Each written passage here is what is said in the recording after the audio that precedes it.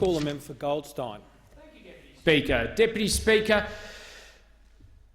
nobody wins from low interest rates. What we've seen consistently has been a consecutive decline in lower interest rates, and particularly recently with the Reserve Bank cutting the rates from official rates from 0.25 to 0.1.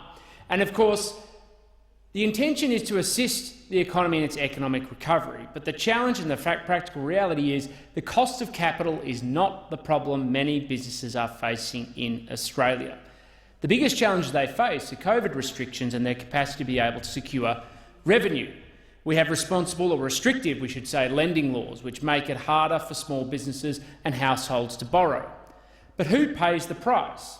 Self-funded retirees, people who've saved and invested so they can secure their finances into their long-term future, who are paying a very heavy price. Young Australians who want to get ahead and buy their own first home are also finding it increasingly difficult, not just because of employment prospects, but of course what's happened over the past 30 years is every time as interest rates go down, the price of housing goes up and sees greater inflation assets, which makes it more difficult to buy first in. The Reserve Bank recently has announced a quantitative easing program by buying long-term government bonds, but ultimately we are tapping an empty well.